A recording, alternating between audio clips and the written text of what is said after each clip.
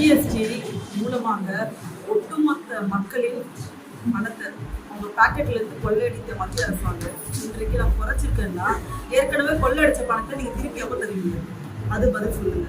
ஏற்கனவே நீங்க கொள்ளையடித்த பணத்துல இந்த தேசத்தின் மக்கள் நலனுக்காக செய்தது என்ன? இளைஞர் ராகுல் காந்தி இந்திய தேசத்தில் 16 லட்சம் ரூபாய் ரிசர்வ் பேங்க்ல இருந்து காணாம போயிருக்கு, எங்க போச்சுன்னு கேள்வி கேட்டிருக்காரு. அதை பத்தி எந்த ஒரு பதிலும் கிடையாது. 20,000 கோடி ஷெல் நிறுவனத்துல இன்வெஸ்ட் பண்ணப்பட்டிருக்கு. அது யார் இன்வெஸ்ட் பண்ணாங்க, எங்கிருந்து இன்வெஸ்ட் பண்ணப்பட்டது, பல்வேறு கேள்விகள் எழுப்பியிருக்கிறார். பல கட்டங்களாக ராகுல் காந்தி இந்த ஜிஎஸ்டி மக்களின் நலனை நேரடியாக விவசாயிகள் நலனை எல்லாரோட நலன்களையும் பாதிக்குது. இந்த ஜிஎஸ்டியை 18% ரொம்ப ஐஎஸ்டி இதை போடாதீங்கன்னு சொல்லி அன்னைக்கே குரல் கொடுத்தார்கள். நாடாளுமன்றத்துக்கு தொடர்ச்சியாக குரல் கொடுத்தோம்.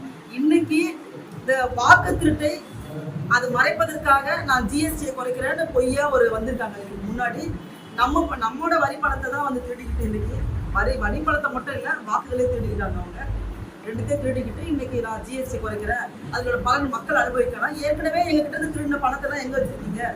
திருப்பி மக்கள்கிட்டே கொடுங்க. நீங்க ஜிஎஸ்டி இன்னைக்கு நான் 18%லேருந்து 5% குறைச்சேன்னா இடைப்பட்ட அந்த பர்சன்டேஜ் நீங்க மக்கள்கிட்ட திருப்பி கொடுங்க. இதுதான் மக்கள் எனக்கு எல்லாமே கேட்கிற கேள்வி.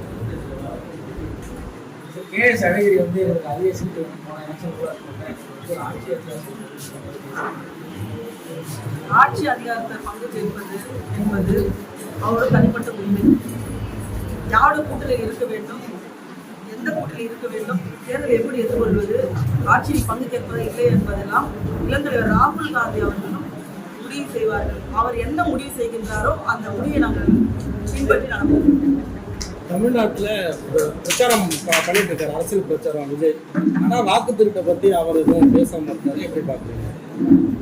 இளந்தலைவர் ராகுல் காந்தி யார் என்றால் இந்த தேசத்தில் 14 வருடம் இந்த தேசத்தின் சுதந்திரத்துக்காக சிறை சென்ற நேருவின் பேரன்.